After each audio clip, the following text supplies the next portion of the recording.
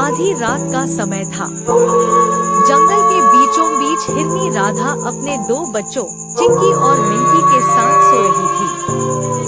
अचानक पास ही से भेड़ियों की हुआ की आवाजें आने लगी। राधा की नींद खुल गई। चिंकी, मिंकी, कहाँ हो तुम? वह डरते डरते अपनी झोपड़ी से बाहर आई, लेकिन बच्चे कहीं दिखाई नहीं दिए। भगवान, मैंने कितनी बार कहा है रात होने से पहले घर आ जाया करो, पर मेरी सुनता कौन है? वह बच्चों को पुकारते पुकारते जंगल में निकल पड़ी। पूरी रात वह दौड़ दौड़ कर बच्चों को ढूंढती रही, मगर दोनों का कोई पता नहीं चला। सुबह होते ही राधा थककर रोने लगी। तभी सामने से खरगोश मोनू आता है। क्या हुआ बहन, इतनी परेशान क्यों हो? मोनू, मेरे बच्चे रात से घर नहीं लौटे हैं। मोनू बोला। राधा, सुना है आजकल जंगल के बाहर से खूंखार जानवर आ रहे हैं। कहीं तुम्हारे बच्चों को उन्होंने? चुप रहो मोनू, ऐसा मत कहो। मेरे बच्चे जरूर सुरक्षित होंगे। राधा रोती हुई आगे बढ़ती गई। जब वह नदी के किनारे पहुंची तो वहां उसने देखा उसके बच्चे चिंकी मिंकी खरगोश मोनू के बेटे के साथ खेल रहे थे। माँ, देखो हम यहाँ हैं। राधा दौड़कर बच्चों को गले लगा लेती है। मोनू ने कहा, बहन, ये रात में मेरे बेटे के साथ खेलने आ गए थे, तो मैंने इन्हें रोक लिया। राधा ने आभार जताया।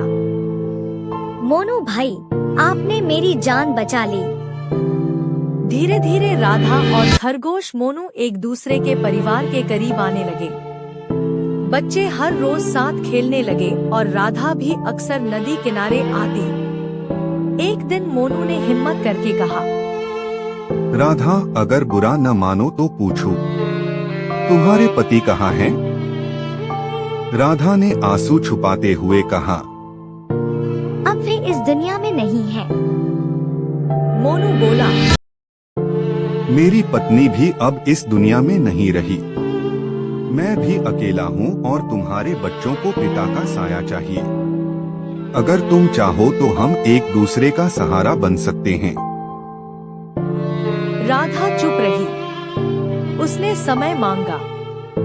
पूरी रात सोचने के बाद अगले दिन वह मोनू के पास आई। क्या मेरे बच्चे तुम्हें पापा कह सकते हैं? मोनू की आंखों में खुशी छलक आई। दोनों ने शादी कर ली और अब सब साथ में रहने लगे। दिन बीतते गए। एक शाम बच्चों को भूख लगी, लेकिन घर में चारा नहीं था।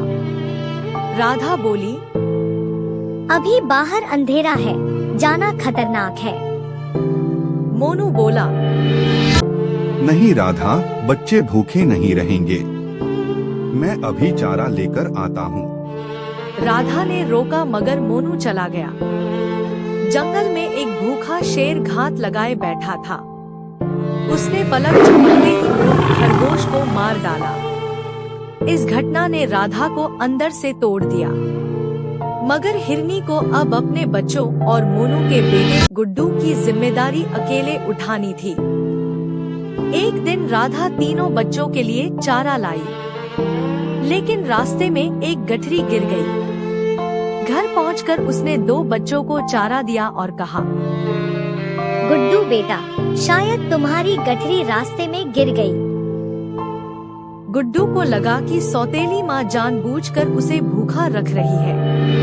उसके मन में राधा के लिए नफरत भर गई। धीरे धीरे वह सोचने लगा, अगर ये अपने असली बच्चों को मुझसे ज्यादा प्यार करती है, तो मुझे भी इन्हें खत्म करना होगा। गुड्डू ने एक दिन चिंकी और मिंकी से कहा, चलो कुएं के पास खेलते हैं। दोनों खुश होकर चले गए। गुड्डू ने मौका देखकर दोनों को कुएं में धक्का दे दिया। बेचारे बच्चे डूबकर मर गए। फिर गुड्डू घर लौटते वक्त राधा से मिला और झूठ बोला। माँ, चिंकी और मिंकी को एक शेर खा गया। राधा रो रो कर बेहाल हो गई। कुछ दिन बाद राधा और गुड्डू रास्ते में थे, तभी सामने वही शेर आ गया। शेर ने कहा, मैं ज्यादा भूखा नहीं हूँ, तुम दोनों में से किसी एक को मारूंगा। अगर भागे तो दोनों मरोगे। शेर सिंह, मेरे बेटे को छोड़ दो, मैं अपनी जान देने को तैयार हूँ। ये सुनकर गुड्डू हैरान रह गया। माँ, आप मेरे लिए अपनी जान कुर्बान कर रही हो? हाँ बेटे, माँ चाहे सगी हो या सौतेली, माँ हमेशा माँ होती है। गुड्डू फूट फूट कर रो पड़ा। नहीं माँ, मैंने ही चिंकी और मिंकी को कुएं में धक्का दिया था। मुझे लगा आप मुझसे प्यार नहीं करती।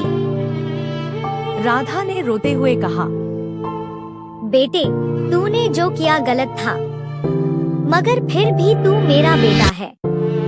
मैं तुझे मरने नहीं दूंगी। ये बातें सुनकर शेर भी पिघल गया।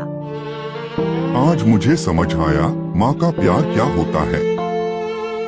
जाओ, मैं तुम्हें नहीं मारूंगा। राधा ने गुड्डू को गले लगाते हुए कहा, बेटे, मैं तुझे माफ करती हूँ। अगला जन्म हो तो तू सिर्फ मेरा ही बेटा बने।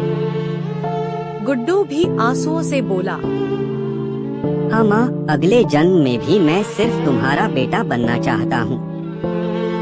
दोस्तों, माँ चाहे सगी हो या सौतेली, उसका दिल हमेशा बच्चों के लिए धड़कता है। इसलिए अपने माता पिता का आदर करो। ऐसे ही मजेदार कहानियाँ देखने के लिए हमारे चैनल स्टोरी माई सीरीज को सब्सक्राइब करें। थैंक यू दोस्तों।